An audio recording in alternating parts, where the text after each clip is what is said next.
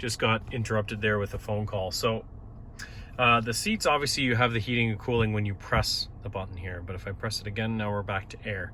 But if you do select this seat button, this will give you a few different options here. So you can control the temperature on here for the heating of the seats, but you'll see the fold down seat option here as well.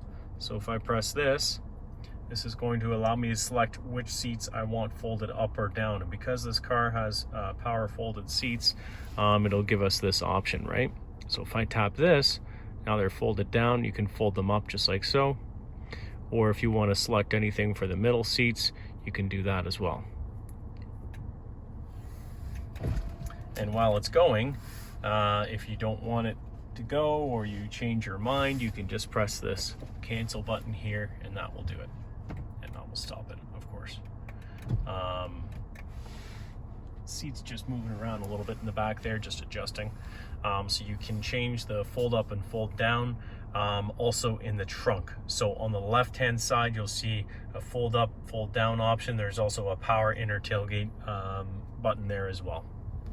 I'll just press home to go back. Moving down here, we do have all your different driving modes here.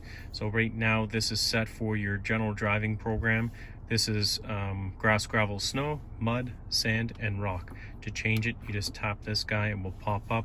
Turn it once to the right. Takes just a moment to change over, and now we're in grass, gravel, snow. It'll say it on your dash there as well. Moving back, I'll put you back into the general driving program. I'll just push this down. This is your air ride suspension, so you'll see we're in the lowered access mode right now. If I drive away right now, it'll regulate you back to the normal ride height.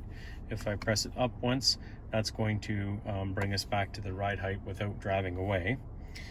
So when you drive around, it's always going to be in this kind of normal mode in the suspension. If you want to raise it, you can raise it just by pressing this again, and while the triangle is lit up, it's still moving. All of the doors do have to be closed to the vehicle in order for this to be happening. Same with the lowering of the vehicle as well. So it does usually take a few seconds. This will turn off your traction and stability control settings. It's always going to be on the vehicle, but in the event that you're stuck in snow or mud, you may want to shut that off to give full power to all the wheels. The car does have the automatic start-stop system, so when the engine's warm and you go to a stop, it will automatically shut off the engine. And then when you take your foot off the brake, it'll just fire it right back up. When I press this, that'll disengage that feature.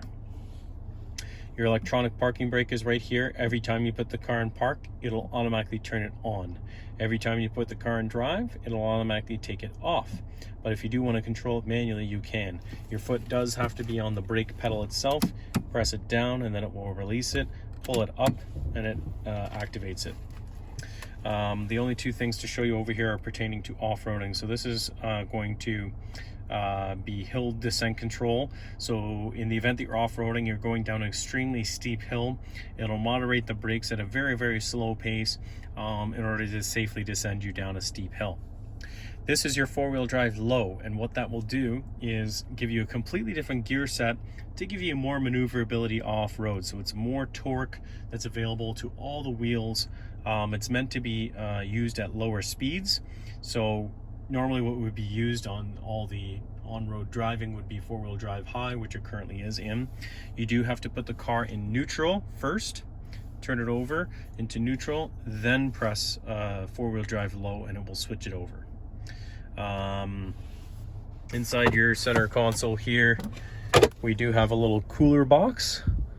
This switch will keep it chilled. So while that's on, it'll just usually take about 5 minutes and keep the box chilled there. So I'll just shut that off. And that's just a little quick tutorial there for you. So any questions, reach out to me directly. Happy to help. And congratulations on the new vehicle. Have a good day.